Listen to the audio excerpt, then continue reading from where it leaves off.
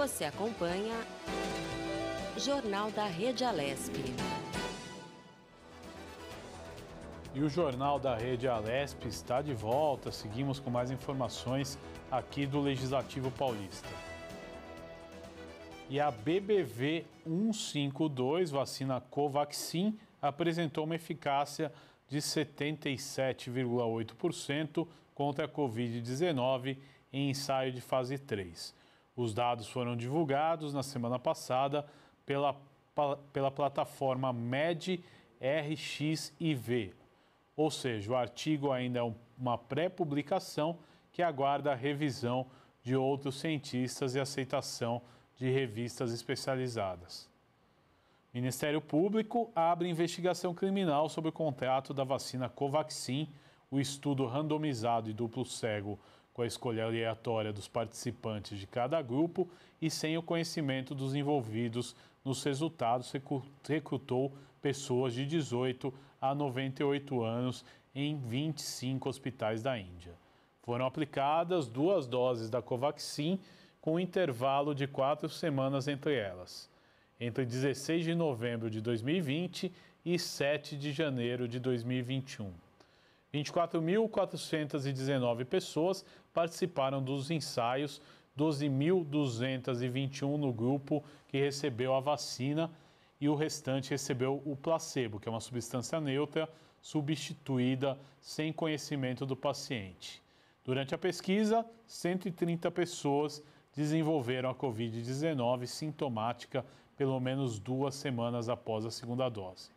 Entre esses casos, 24 ocorreram entre o grupo de vacinados e no grupo de placebo 106.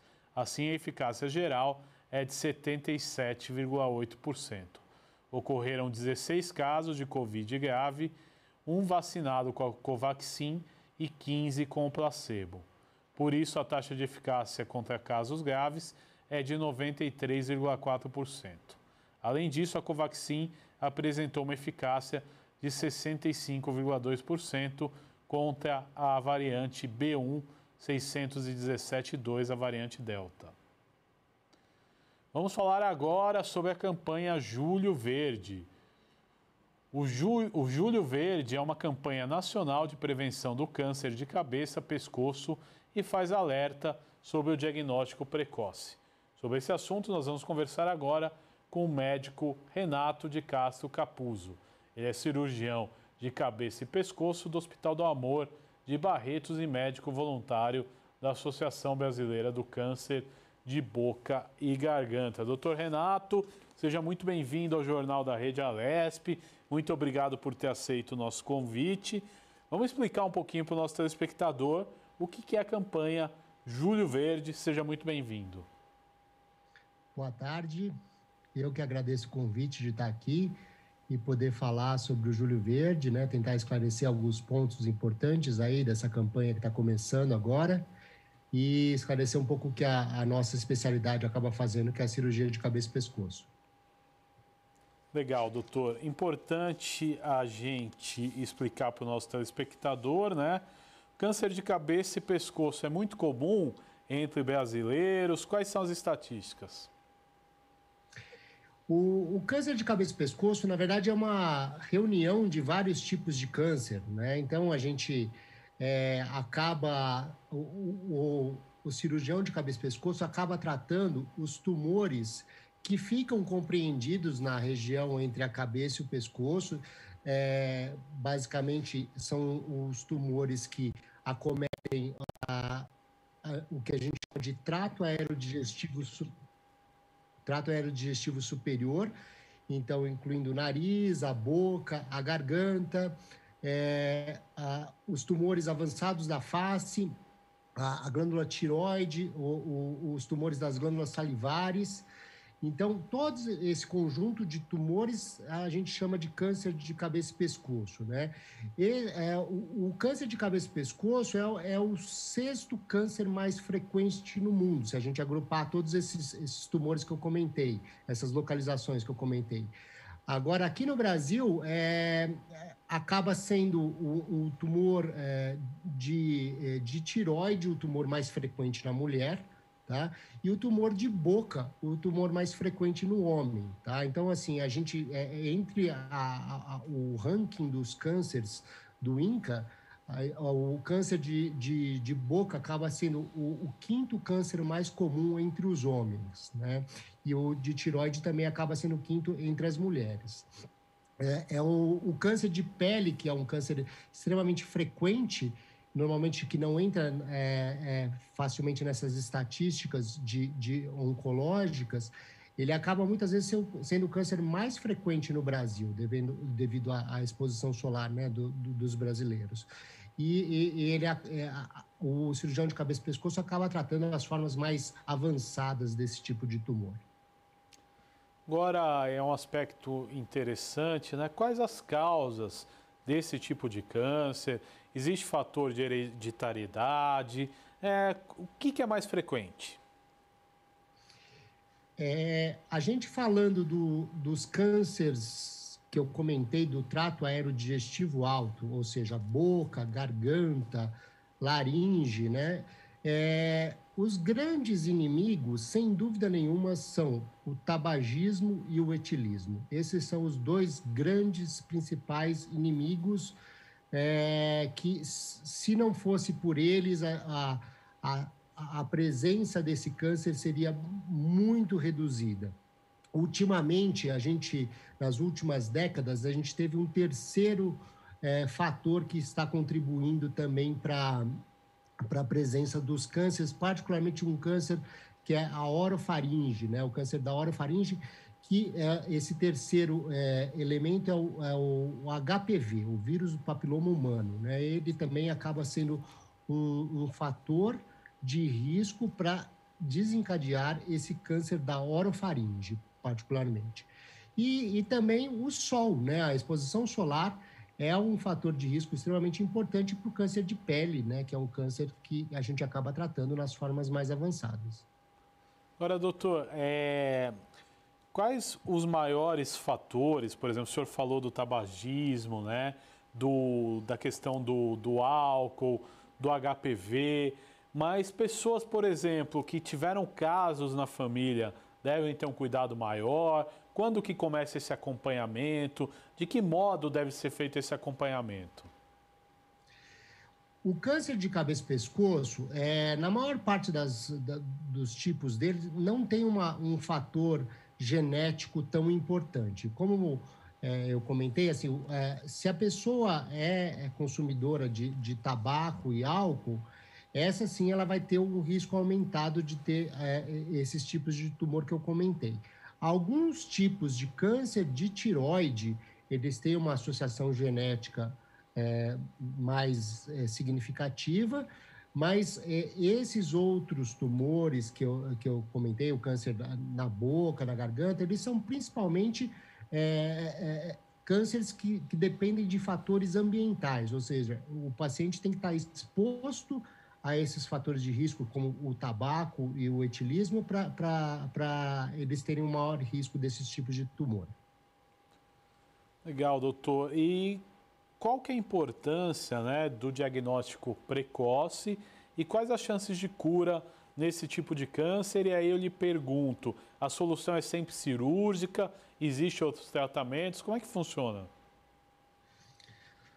O diagnóstico precoce ele é importante para qualquer tipo de câncer, né? Então, os tumores, eles têm a taxa de cura deles dependente de vários fatores. Um é da onde esse tumor se originou, né? E que tipo de tumor que é. Por exemplo, câncer de boca, existem vários tipos de câncer de boca. Tem alguns que são mais frequentes, menos frequentes. Mas o tipo de tumor, a localização e principalmente o estadio que o tumor chega para o tratamento, isso são os fatores mais importantes que determinam a chance de cura. Se um paciente tem um tumor precoce, um tumor pequeno, o tratamento dele é um tratamento que, primeiro, não vai ser tão difícil de ser enfrentado, vai ser um tratamento menos mórbido, né? E a chance de cura é muito maior. Quanto maior o tumor, mais difícil a chance de cura e mais difícil o tratamento. As modalidades de tratamento que nós utilizamos são basicamente 3: a cirurgia, a radioterapia e a quimioterapia. Para tumores iniciais, normalmente a gente usa uma modalidade de tratamento, que é ou cirurgia ou radioterapia. Para os tumores avançados, normalmente a gente faz a combinação dessas 3 formas de tratamento aí que eu comentei. Agora, doutor, por exemplo, o câncer no cérebro, ele se engloba nesses tipos de câncer ou não? Seria outra... Exatamente. O câncer no cérebro, daí já não é um tumor que é tratado pelo cirurgião de cabeça e pescoço. O comportamento do câncer de cérebro é muito distinto desses que eu comentei para vocês aí. Então, o câncer de cérebro normalmente é tratado pela neurocirurgia e não pela cirurgia de cabeça e pescoço. A gente, da cabeça e pescoço, a gente trata os tumores que chegam até a proximidade do cérebro, mas não aqueles tumores que se originaram no cérebro. Doutor, eu quero agradecer a sua participação no Jornal da Rede Alesp de hoje. É um importante tema aí para ser esclarecido e discutido. Que você volte aí numa próxima oportunidade para trazer mais detalhes. Muito obrigado. Eu que agradeço o convite aí e em nome da Sociedade Brasileira de Cirurgia de Cabeça e Pescoço e da CBG, né, que é a Associação Brasileira de Câncer de Boca e Garganta, que está promovendo o Júlio Verde e levando o conceito de que o diagnóstico precoce é a melhor arma que a gente tem para enfrentar esses tipos de câncer. Muito obrigado, doutor. Vamos com mais notícias no Jornal da Rede Alesp. A aglomeração urbana central contará com 26 cidades do interior paulista, entre elas Araraquara e Américo Brasiliense.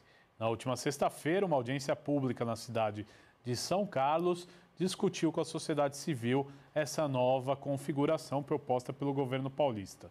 São Carlos é um polo tecnológico e por isso foi escolhido para centralizar os debates desta região. Vamos acompanhar na reportagem de Júlia Stanzioni. Mais de 1 milhão de habitantes vão compor a aglomeração urbana central proposta pelo governo paulista para a região de São Carlos.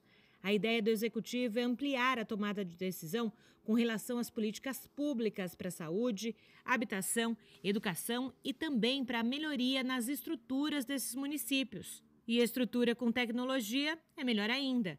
O programa Cidades Inteligentes, lançado pelo governo estadual, quer ser o futuro da vida urbana. E para isso, a administração pública tem que saber otimizar os recursos para melhor servir a cidade e, consequentemente, aumentar a qualidade de vida dos cidadãos. A iniciativa prioriza também a governança em função de metas e planos. Nessa primeira fase, o Cidades Inteligentes traz até São Carlos iluminação pública de ponta. Os novos dispositivos de iluminação com tecnologia LED permitem que a Prefeitura adote um sistema de internet pública de Wi-Fi e conexão de diferentes serviços digitais. A noção da gestão pública utilizando a tecnologia. E São Carlos, evidentemente, que é um polo disso, né? Através das suas startups, através de um modelo inovador. Nós aqui colocamos a diretoria de cidades inteligentes no município de São Carlos para que possa desenvolver isso. Nós iniciamos na semana passada com o governador João Dória esse programa. Ele vai ter um foco de início na questão da iluminação pública e São Carlos vai ser beneficiado em torno disso. A nova regionalização do estado de São Paulo quer investir no planejamento urbano sustentável e, com isso, ajudar as administrações públicas e buscar soluções tecnológicas nesse momento. É muito importante para todos os municípios. É um privilégio para nós, são carlenses, abrigarmos essa coordenadoria de cidades inteligentes aqui na nossa cidade, uma cidade que se envolve sempre com tecnologia, inovação, e o que nós precisamos é levar coisas novas e boas para solucionar os problemas dos municípios. E é essa a nossa intenção, sob a direção do secretário Marco Vignoli. Nós estamos aqui para ajudar os municípios a desenvolver cada vez mais e sempre lembrando com o benefício final, que é a melhoria da qualidade de vida para a população. O encontro uniu sociedade civil e poder executivo para ampliar a discussão sobre o planejamento econômico a longo prazo para a região e como acelerar o processo de desenvolvimento das pequenas cidades do futuro aglomerado urbano central. Também foram anunciadas por aqui melhorias para a infraestrutura urbana da região, recapeamento do programa Novas Estradas Vicinais para o município de Itápolis e a implantação de postos do Poupa Tempo em Descalvado e Ibaté. O Estado precisa, de fato, pensar, regionalmente, pensar as cidades, as cidades maiores têm um potencial muito grande para desenvolvimento, mas no seu entorno tem diversas cidades pequenas que muitas vezes acabam chegando menos recursos, não pensando a acessibilidade, não pensando o desenvolvimento como um todo. Então eu fiquei muito feliz na apresentação, principalmente, Caio, por saber que essas câmaras técnicas terão pessoas técnicas fazendo todo o trabalho de planejamento, de organização. Eu tenho certeza que o Estado de São Paulo ganhará muito com isso, principalmente nas questões estruturantes, meio ambiente, estrutura urbana. Nós temos feito essa audiência pública em todo o Estado de São Paulo para, depois de 40 anos, propor uma nova regionalização para o futuro do Estado. Esse será transformado num projeto de lei a ser encaminhado para a Assembleia Legislativa no segundo semestre e que vai preparar o Estado de São Paulo para o futuro. Isso foi feito na década de 80 pelo governador Franco Montoro e agora no governo João Dória nós estamos atualizando a regionalização de São Paulo. Isso vai proporcionar mais planejamento, mais organização e mais condições de priorizar políticas públicas em cada região do Estado de São Paulo. O estudo da Fundação SEAD apontou que a criação do aglomerado urbano central atingirá um produto interno bruto de mais de 38 bilhões de reais. As audiências públicas para a nova regionalização do Estado de São Paulo continuam pelo interior paulista nas próximas semanas, com transmissão aqui da Rede Alesp. Aí você acompanhou mais uma reportagem das audiências públicas que aconteceram no último final de semana. E agora vamos com mais entrevistas, vamos falar sobre o furto de celular em São Paulo. Criminosos que atuam na cidade de São Paulo estão se especializando em realizar furtos de celular com o objetivo de invadir as contas bancárias das vítimas. Sobre esse assunto, nós vamos conversar agora com o advogado Luiz Augusto Filizola Durso. Ele é um especialista em crimes cibernéticos e direito digital. Vamos conversar com o doutor Luiz. Seja bem-vindo ao Jornal da Rede Alesp. Muito obrigado por aceitar o nosso convite. Obrigado, Guga. É sempre um prazer falar a você e a todos os telespectadores da TV Alesp. Vamos conversar um pouquinho, doutor Luiz, dessa questão aí que vem assustando muitos paulistanos e também, acho que pelo estado todo e pelo Brasil, esse crime aumenta cada vez mais, É o roubo do celular para se apropriar dos dados bancários e fazer transferências. É muito fácil hackear um celular, doutor? Guga, não é fácil hackear um celular, mas essa situação chamou muita atenção e causou um pânico gigantesco, porque antigamente os criminosos estariam roubando e furtando o aparelho por causa de suas peças. Então eles enviavam até um local para desmontar e vender as peças, e a vítima então estaria protegida, porque suas informações, fotos, mensagens, até os aplicativos do banco que estão nos celulares estariam preservados. O problema, Guga, é que os criminosos notaram que vale muito mais as informações dentro do celular do que o próprio aparelho. E aí que uma notícia de um grande portal de imprensa viralizou, dizendo que algumas vítimas, alguns indivíduos, tinham sido roubados, o celular ali perdido, e que a conta do banco havia sido esvaziada. Surgiu então a dúvida se poderia acontecer. Você pode, então, perder o celular ali no ônibus ou no metrô, ou em qualquer lugar que você estiver se deslocando, e alguém esvaziar a sua conta? E aí, respondendo a sua pergunta, Guga, depende. Primeiro, depende se o seu celular está bloqueado. Aquela senha de bloqueio da tela, que toda vez que você vai usar tem que colocar, isso é muito importante colocar, porque é muito difícil quebrar a criptografia e a senha de um sistema operacional do celular, desde que, lembrando, ele esteja atualizado também. A questão é que muitas vítimas estão usando o celular com aplicativo de transporte, mandando mensagem, e nesse momento o celular é subtraído.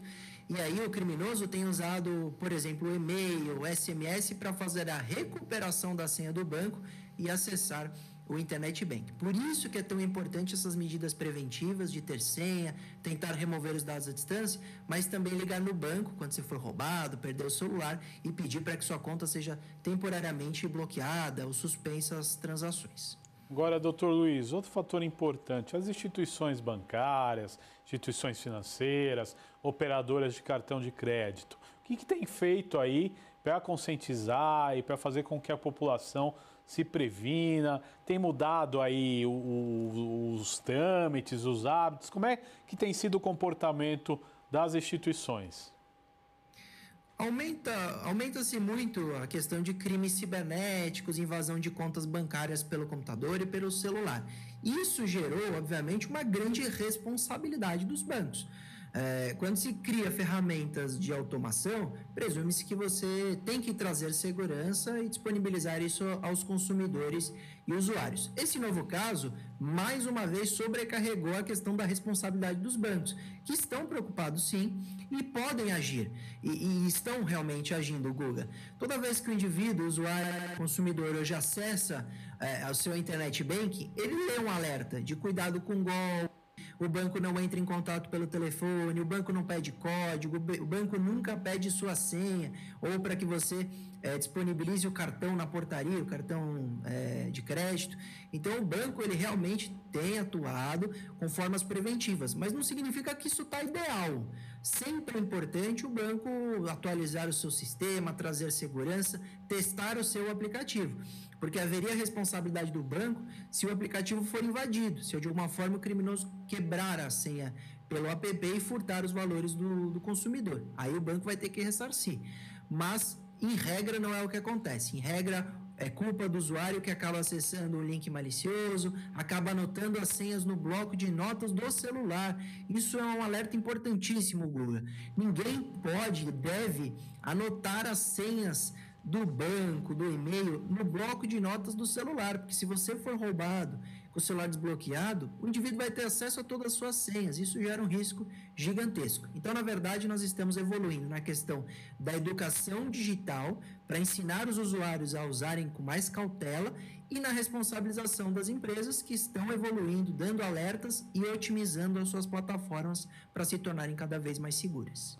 Agora, doutor, outro fator, né? Recentemente criado, o Pix se tornou uma facilidade para todos nós, mas também um chamativo para os bandidos. A gente vê casos aí de sequestros relâmpagos para a pessoa fazer Pix, e muitos roubos de celular também a transferência é via Pix, né? O que nós temos evoluído de controle? Outro dia eu via que o meu banco, por exemplo, limitou a uma quantia diária de Pix. Já achei um avanço. Você tem visto outras iniciativas em relação a isso? E aí eu vou à pergunta. Quando o consumidor, né, o cliente, ele consegue provar que ele estava numa situação de assalto, de ameaça, ou então que o celular dele foi roubado, ele avisa a tempo, as instituições bancárias devem ou não restituir o dinheiro que foi tirado? São duas importantes perguntas, Guga. Primeiro, sobre a questão do Pix. O Pix é uma ferramenta maravilhosa, é uma ferramenta segura, o sistema em si é seguro, mas que a sua instantaneidade, né, a sua facilidade, ela gera riscos. Então, hoje nós temos, infelizmente, um retorno ainda acanhado, mas muito preocupante, das questões do sequestro relâmpago, porque a partir do momento em que sua conta do banco está no bolso, no celular, basta um criminoso lhe obrigar a fazer uma transferência após te sequestrar, colocar num carro e etc. E antigamente isso foi cada vez mais diminuindo-se a questão do sequestro relâmpago, porque tinha que se deslocar até um caixa eletrônico e etc. E agora com o celular isso mudou. Os bancos perceberam que isso é gravíssimo e estão reagindo, como por exemplo essa iniciativa que você falou, de colocar limites no Pix de transação. O Banco Central já anunciou uma ferramenta que vai dar para estornar o valor se você fez uma transferência errada ou se foi mediante um crime. Então, os bancos estão se preocupando, até para análise de perfil de transferência, os horários das transferências, isso é super importante. Então, durante a madrugada, deve haver um controle mais rigoroso. Ninguém deve, ou espera-se que dificilmente alguém vai pagar uma conta 3 da manhã, mas uma transferência do Pix de 10 mil, 20 mil reais às 3 horas da manhã tem que ser checado. Um sistema tem que fazer um bloqueio, tem que verificar com o consumidor para trazer mais segurança, porque infelizmente a utilização dessa ferramenta aumentou a quantidade de golpes na internet, mas também esses crimes físicos que são diretamente ligados ao consumidor. E com relação à responsabilidade do banco, Guga, vai depender muito de como isso ocorreu. Então, se o indivíduo hoje cai num golpe pelo WhatsApp, por exemplo, liga no banco e pede bloqueio, em algumas situações, alguns juízes, desembargadores entenderam que o banco deveria ter feito o bloqueio, como não fez, haveria sim responsabilidade. Em outras situações, não. Isso é bem subjetivo. O que eu indico, Guga, é ter esses seguros. É possível fazer seguro do cartão de crédito, seguro da conta, que são super baratos, custa 5, 6 reais por mês. E se você for vítima de um desses crimes, o seguro vai cobrir. Muito melhor do que você ficar discutindo responsabilidade do banco. Lembrando que todas essas medidas preventivas vão ajudar você a não ter essa dor de cabeça de debate de responsabilidade. É muito melhor você ter mais segurança. Algumas empresas, Guga, até estão influenciando pessoas a terem 2 aparelhos, um para deixar em casa com os aplicativos todos do banco e um para ir para a rua. Claro que isso é só para quem poderia ter 2 celulares, etc. Mas todas as medidas de prevenção são bem-vindas e iremos, então, acompanhar essas iniciativas do Banco Central e dos próprios bancos para diminuir esses riscos com a utilização do Pix e do Internet Banking no celular. Agora, doutor, eu não posso deixar de aproveitar, né, essa entrevista com o senhor para falar dos golpes pelo WhatsApp que continuam aí a todo vapor, apesar de ser muito divulgado, muito avisado, as pessoas ainda caem nesse tipo de golpe, né, doutor? Infelizmente, essas ferramentas que nos aproximaram, elas geraram uma situação benéfica a certos criminosos para se passarem pelas pessoas. Então, o estelionatário, antigamente, ele tinha dificuldade de se passar por alguém. Até alguns conseguiram, né? Tem até um documentário que conta a história de um indivíduo estelionatário que se passava por um famoso dono de empresa aérea, mas era muito raro. Bem que essas histórias se tornam filmes e documentários. Hoje não é tão raro. Basta um indivíduo invadir uma plataforma que ele se passa pela empresa, pelo titular da conta, por qualquer um. Em casa eu tenho esses problemas. Várias vezes criminosos se passaram por mim, pelos meus irmãos, para mandar mensagem para minha mãe, se passando por nós. E tantos clientes me procuram com essa situação. É muito comum na internet. Porque é muito fácil passar pelas pessoas e aí, claro, o ser humano, ele é bondoso por essência.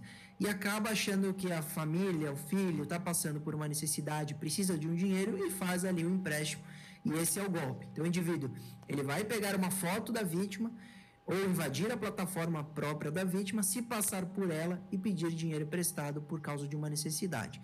Guga, a forma de combate, além da punição, que já está sendo bem aprimorada, uma recente lei aumentou a pena para o estelionato na internet. Hoje, aquele que comete o estelionato na internet, nas redes sociais, está sujeito a uma pena de reclusão de 4 a 8 anos, sendo que no caput do estelionato é de 1 a 5 anos. Então, uma pena mais gravosa para esse estelionato na internet, como uma reação desse cenário absurdo que vivemos de alta criminalidade digital.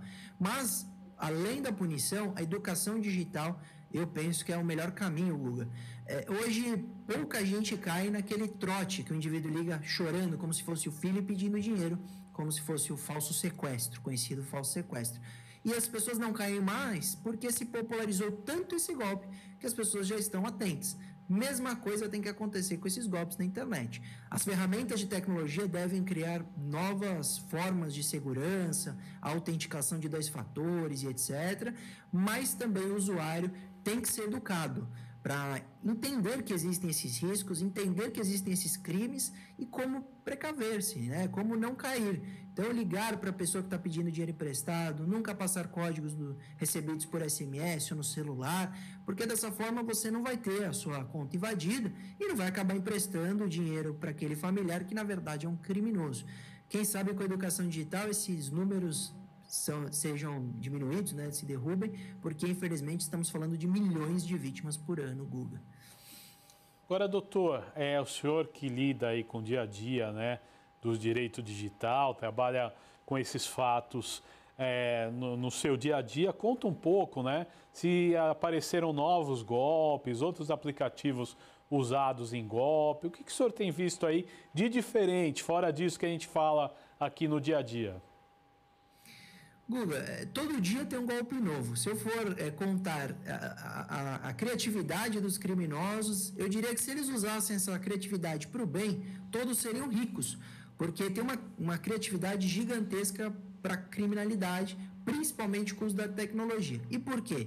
Primeiro, porque ele se sente protegido, confortável, seguro ao utilizar a internet e cometer o crime à distância. Então, ele não está abordando a pessoa na rua, ele afasta muitas vezes a prisão em flagrante, dificilmente alguém vai reagir, porque fisicamente ele pode tomar um tiro, agora pela internet é muito mais difícil. Então, essa situação do conforto da internet é um fator. O segundo é, de fato, a criatividade. Então, toda a ferramenta que surge de rede social, do Pix, hoje o envio de valores pelo WhatsApp, são utilizados para formas de golpe. Até aplicativo de paquera, Guga, se tornou um risco. Nós tivemos recentemente um indivíduo que encontrou uma moça pelo aplicativo de paquera e conseguiu enganá-la pela sua sedução para fazer depósitos. Ele dizia, eu quero lhe ver, eu moro à distância, preciso comprar uma passagem aérea. E a moça depositava, e assim foi, milhares e milhares de reais transferidos. Então, toda comunicação, toda venda, todo acesso à rede social gera um risco presumido na internet. O grande fator é como a gente vai combater isso. Primeiro, com a evolução do combate ostensivo. Então, você acompanha a própria Polícia Civil com divisões de crimes cibernéticos, recentemente lançada, mas muito boa e atuante, as questões legislativas, aumento de pena, questões mais gravosas para o criminoso e educação.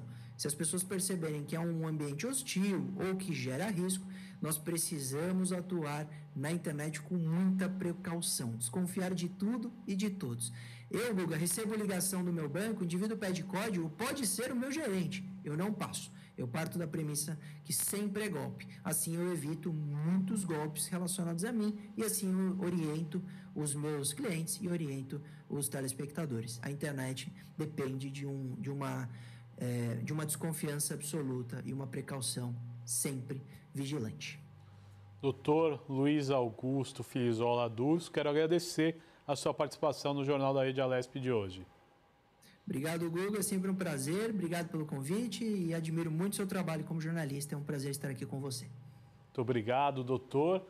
Este foi o Jornal da Rede Alesp, ficamos por aqui, nós voltamos amanhã no mesmo horário. Até lá.